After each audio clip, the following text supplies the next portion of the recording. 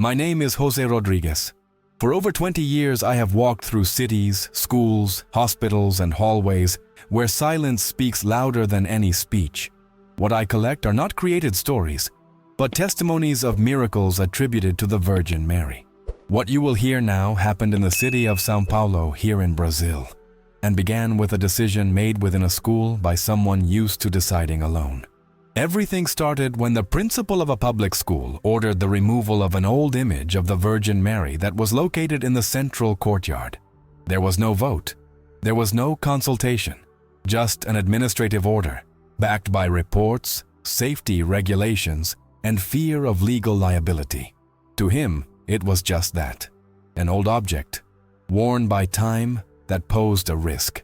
Before proceeding, do something simple. Write in the comments where you are watching from and what time it is there now. These testimonies cross borders, and every person who comments becomes a living part of them. The principal's name was Carlos Alberto Menezes. Having been at the helm of the school for over a decade, he was known for his firm stance and belief that feelings could not interfere with management. Carlos was not a cruel man. He was a practical man. And it is important to say this because many of the most difficult events do not arise from malice, but from coldness disguised as efficiency. The image had been there for decades. Generations of students had passed through that courtyard. Graduations, first days of school, silent goodbyes. Recent studies indicate that more than 70% of Brazilian schools over 50 years old have religious symbols inherited from their foundation, maintained not by imposition, but by collective memory. Carlos knew the numbers. He did not know the stories. That morning, as he crossed the courtyard as he did every day, something caught his attention. A more visible crack at the base of the image. Small, but enough to raise alarms. He saw risk. He saw cost. He saw possible lawsuits. What he did not see was the invisible impact of removing something that, for many, had never been just a statue. Staff members requested reconsideration. Teachers remained silent. Some students looked on in confusion. There was a strange feeling in the air, hard to explain. That feeling that arises when something seems technically correct, but deeply wrong. That is how it all began. Inside a school, with a cold decision, without discussion, without prayer. No one imagined that, from that moment on, a sequence of events would begin, linking that school courtyard to a hospital, to a waiting room, and to a miracle that no one was prepared to witness. Carlos Alberto had been leading the school long enough to know every rule, every risk, and every line of the internal regulations. As a principal, he knew that any accident within the courtyard could turn into a lawsuit. This was what hammered in his mind as he observed the base of the image, now clearly unstable. For him, there was no room for doubt. There was legal responsibility. Nearby at that moment was Sir Antonio Ferreira, the janitor, a simple man with a gentle voice who had worked at that school since before Carlos took over. He knew that courtyard like few others. He also knew the story of the image, although he almost never spoke about it. When the principal mentioned that the statue needed to go, Sir Antonio stopped sweeping. He tried to argue. He said it could be repaired, that it just needed to have its base reinforced, cleaned, and cared for. But Carlos did not listen. He had decided, and when a principal decides something for safety, it is rare for them to backtrack, not out of stubbornness, but out of fear. Fear of making a mistake, fear of being held accountable, fear of appearing weak in the face of the position they occupy. That same day, the news began to circulate through the hallways. Not in official announcements, but in glances. Teachers knew. Staff members whispered. Some students sensed that something was about to change, even without fully understanding what it was. It is curious how communities feel losses before they happen. By the end of the afternoon, Madam Helena Pacheco, a retired teacher who had dedicated decades to that school, sought out the principal. She was not aggressive. She did not raise her voice. She simply asked if he knew what that image represented to so many families. Carlos responded with numbers, deadlines, and priorities. Madame Helena responded with memory.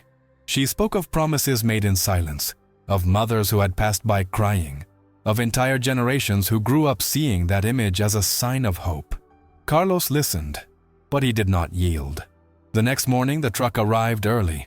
Ropes were tied. The image was removed with technical care but without ceremony. Some teachers observed from afar. Sir Antonio could not continue sweeping. Helena remained on the sidewalk without saying a word. When the truck left, the courtyard felt different. Not just physically empty, but strange, as if something had been displaced beyond matter. Carlos entered his office, closed the door, and went on with his day normally. At least that is what he believed. Because that very day, far from the school, something began to happen that would completely change the course of that testimony. That same afternoon, while Carlos tried to focus on reports and overdue emails, the school phone rang. It was not a familiar number. He almost let it ring. He answered instinctively. On the other end of the line, a voice requested confirmation of identity. Then came the phrase that no child expects to hear. His father had been admitted in critical condition. The principal who just hours earlier spoke of control, safety, and prevention felt something that was not covered in any manual. The ground seemed to disappear. Carlos's father, João Batista Menezes, was a strong man, independent, widowed for years. He never liked hospitals. He never asked for help. According to recent data from the Ministry of Health, more than 40% of serious heart attack cases in the elderly occur without clear prior symptoms. João Batista was part of that silent statistic. Carlos arrived at the hospital even before he understood how he drove there. White corridors, strong smell of disinfectant, monitors beeping in irregular rhythms. The responsible doctor, Dr. Mariana Lopez, explained the situation cautiously. The condition was delicate. The next few hours would be decisive. No guarantees, no promises. For the first time in many years, Carlos did not have a ready answer. He sat beside the bed, held his father's cold hand, and realized something disconcerting. There was no plan. There was no possible decision. There was no control. The hours passed slowly. Nurses came in and out. The clinical state fluctuated. At night, the doctor was direct. She said they were doing everything possible, but he needed to prepare. Prepare for what? Carlos did not ask. He already knew. It was at that moment that something began to break inside. The man who always believed that everything could be resolved with logic and management found himself facing the absolute limit. There was no form, budget, or regulation capable of changing that scenario. Around dawn, exhausted, Carlos left the room to try to breathe. The corridors were almost empty. Cold lights, deep silence. It was there, in that space between hope and despair, that he felt the urge to ask for help. Not from doctors, not from colleagues. Something harder to admit. He didn't know exactly who he was speaking to when he murmured a request. He didn't use rehearsed words. He didn't recall any prayers. He simply asked that his father not be taken at that moment. It was then that something happened in that hallway that he could never explain rationally. The hallway was almost empty. The fluorescent lights emitted a low, constant buzzing, the kind of sound that is only noticed when everything else falls silent. Carlos leaned his back against the cold wall and closed his eyes for a few seconds. He felt heavy. His mind was confused. It was a kind of exhaustion that didn't come just from lack of sleep, but from fear. When he opened his eyes, he noticed someone at the end of the hallway. A woman was standing there, motionless. She wore light-colored clothes, blue and white. She didn't seem hurried. She didn't speak. She just looked. Carlos felt his heart race. He thought she might be a staff member, perhaps someone from housekeeping or a lost visitor. He called out. There was no response. He took a few steps toward her. It was then that something hard to describe happened. Before he even got close, Carlos felt a change in the air. It wasn't relief. It wasn't a common comfort.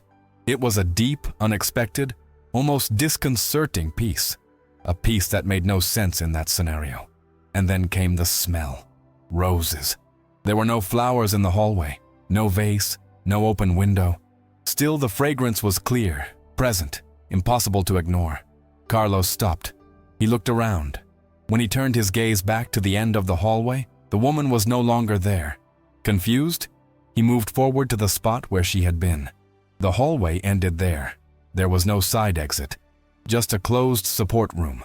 No sound of footsteps, no door opening, nothing. A nurse appeared moments later. Carlos asked if anyone had passed by. She replied no.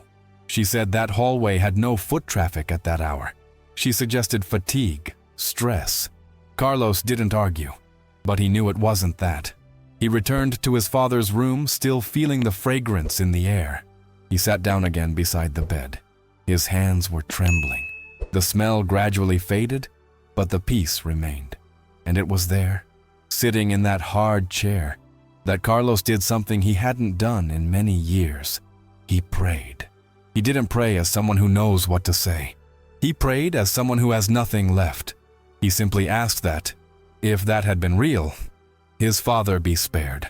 A few hours later, with daybreak approaching, the monitor began to show a different rhythm, more stable, stronger. The doctor entered, analyzed the data, and confirmed the improvement. She couldn't explain when it had happened. She just noted that something had changed. Coincidence? That was the word used. But Carlos knew that not everything that changes can be measured, and that hallway never left his memory. João Batista's improvement was neither immediate nor spectacular in the eyes of medicine. It was gradual, silent.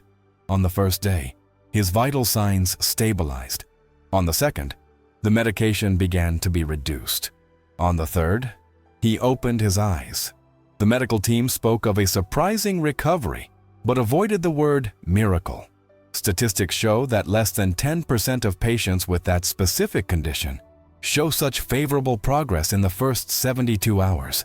Carlos heard the numbers but remembered the hallway. When his father finally managed to speak, the first thing he said was his son's name. Carlos held his hand tightly, unable to respond. He cried silently. For the first time, he didn't try to explain anything. He was just there. In the following days, while his father regained strength, something also changed within him. The image taken from the school wouldn't leave his mind. The empty courtyard, Sir Antonio's gaze, Madame Helena's silence, and that inexplicable peace felt in the early morning at the hospital. 6 days after the image was taken, Carlos returned to the school. He crossed the courtyard and felt a tightness in his chest upon seeing the empty pedestal, stained by time. He tried to work. He couldn't. At noon, he got in his car and drove to the municipal depot. The image was there, covered in dust. More damage than he remembered, but the face remained serene. Carlos approached and was certain. It was the same gaze, the same expression he had seen in the hospital hallway. There was no room left for denial. He requested immediate removal, assumed costs, signed responsibilities. He did not negotiate values. Some repairs do not admit negotiation. The restoration took weeks. Carlos followed each step. He visited his father daily. João Batista was improving too quickly for conservative predictions. "The doctors are intrigued," a nurse commented. Carlos merely nodded. When the image returned to the school, there was no official announcement. There was no speech. It was simply back, restored, firm, illuminated. The next morning, Sir Antonio stopped sweeping when he saw it. Madame Helena placed her hand on her chest. Some students asked when it had come back. Carlos only replied that it was where it belonged. He never told anyone about the hospital hallway, about the smell of roses, about the peace. Some testimonies don't need to be explained to be true. He simply changed. He began to listen more, to decide less alone, to understand that not everything can be measured, calculated, or predicted. João Batista was discharged near Christmas. He returned home walking, smiling, alive.